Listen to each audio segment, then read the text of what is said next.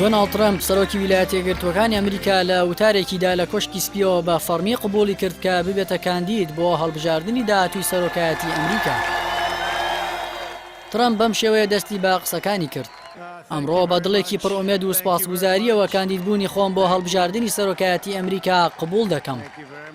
ترەمپ جەختی لەوە کردەوە ئابووری ئەمریکا دەبات بەرەو باشترین ئاستی لە مێژوودا و وڵاتەکەی لە هەموو هەڕەشە و مەترسیەک دەپارێزێت.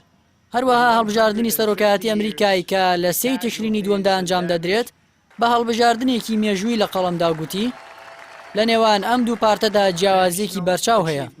دوو ڕەهەند، دوو فەلسەفە و دوو ڕۆژەفی جیاوازیان هەیە. لەم هەڵبژاردنەدا بڕیار دەدەین لە نێوان دروستکردنی میلیۆنان شوێنی کاری تازە یاخود بڵاوکردنەوەی پیشەسازی وڵاتەکەمان بە تەواوی جیهاندا.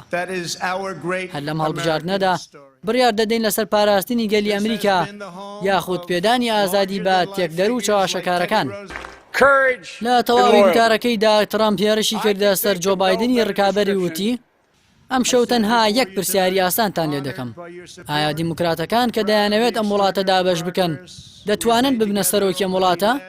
ترەمپ ڕاشی گەیاند هەرچی لە دەست هاتووە کردوێتی بۆ ڕەشپێستەکانی وڵاتەکەی وتی دوای سەرۆک ئەبراهام لینکۆڵن من زۆرترین کارم بۆ ڕەشپێستەکانی وڵاتەکەم کردووە. ئەوەی من لە ماوەی 3 ساڵدا کردومە جۆ بایدن لە ماوەی 47 ساڵی ژیانی سیاسیدا پێی نەکراوە. ناوبرا و جەختی لەوە کردەوە پێویستە ئەو ڕێوشوێنانە دژ بە ڤایرۆسی کۆرۆنا گیراونەتە بەر کەم بکرێتەوە.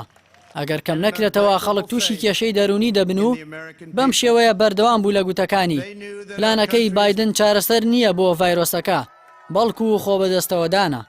سەرۆکی ئەمریکا و کاندیدی کۆماریەکان بۆ هەڵبژاردنەکانی داهاتوو جەختی لەوەش کردەوە جۆ بایدن و پارتەکەی زۆربەی باهەکانی ئەمریکا تێک دەشکێنن و وتی بایدن ئەسپی تەڕوادەی سۆسیالیزمە. ترەمپ ئاماژەی بەوەش کرد خۆی و پارتەکەی هەوڵ دەدەن بۆ ئەوەی گەلی ئەمریکا لە ئاسایش و خۆشگوزەرانی دابژین و گوتی ئەگەر دیموکراتەکان دەیانوێت پاڵپشتی تێکدەر و گێرە شەوێنەکان بکەن ئەوە هەڵبژاردەی خۆیانە بەڵام هەتا من سەرۆک بم نابمە پارچەیەک لەوان.